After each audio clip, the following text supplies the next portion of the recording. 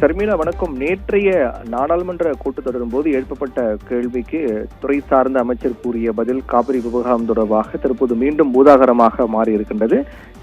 அந்த விடயத்தை பொறுத்தவரையில் காவிரியின் குறுக்கே அணை கட்ட தமிழக அரசினுடைய அனுமதி தேவையில்லை என்று துறை சார்ந்த அமைச்சர் கூறியதற்கு தான் தமிழகத்தில் பெரும் எதிர்ப்பு என்பது எழுந்திருக்கிறது.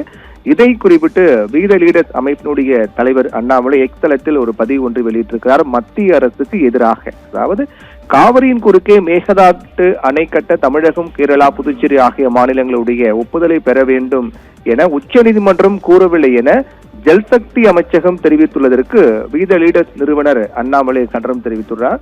தமிழ்நாட்டு விவசாயிகளுடைய உரிமைகளையும் நலன்களையும் புறக்கணித்து மத்திய அரசு தனது முந்தைய நிலைப்பாட்டில் இருந்து திடீரென பின்வாங்கி இருப்பது கர்நாடக தேர்தல் அரசியலுக்காகவா என்ற சந்தேகத்தை எழுப்புவதாக அண்ணாமலை அந்த பதிவில் குறிப்பிட்டிருக்கிறார். இந்த சம்பவத்துடைய பின்னணி பொறுத்தவரையில் இந்த காவிரி பிரச்சனை தொடர்பாக உச்சநீதிமன்றம் கடந்த 2018 அளித்த தீர்ப்பில் காவிரியின் குறுக்கே எந்த விதமான கட்டுமானத்தையும் கர்நாடக கட்டுவதற்கு தமிழகம், கேரளா, புதுச்சேரி ஆகிய மாநிலங்களுடைய ஒப்புதலை பெற வேண்டும் என கூறியுள்ளது. மத்திய அரசுக்கு தெரியுமா, இதற்கு கர்நாடக ஒப்புதல் பெற்றுள்ளதா ஆகிய விவரங்களை ஜல்சக்தி அமைச்சர் தெரிவிக்க வேண்டும் என்று மாநிலங்களவையில் பாமக எம்பி அன்புமணி கேள்வி எழுப்பியிருந்தார் நேற்றைய தினம்.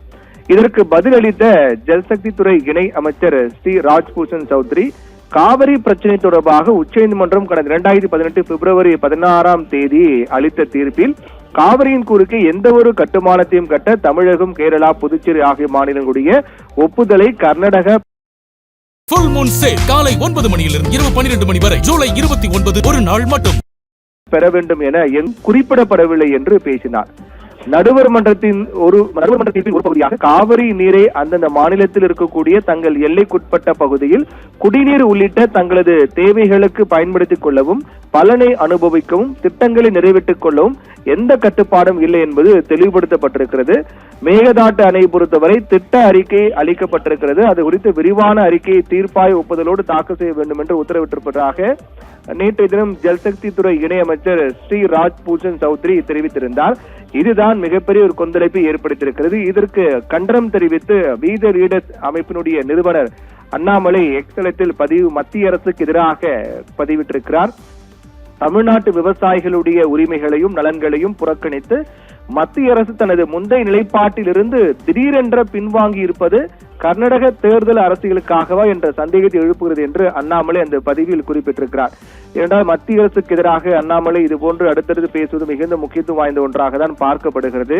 ஏனென்றால் இதற்கு முன்னதாக தமிழகத்தில் 9ஆம் வகுப்பு சிபிஎஸ்இ மாணவர்களுக்கு இந்த கல்வி ஆண்டிலேயே மும்மொழி கொள்கை கட்டாயமாக்கி அறிவிப்பை மத்திய அரசு திரும்ப பெற வேண்டும் என்று அண்ணாமலை தெரிவித்திருந்தார். அது மத்திய அரசினுடைய நிலைப்பாட்டுக்கு எதிராக அண்ணாமலை பேசுகிறார் என்று பரபரப்பாக பேசப்பட்டது.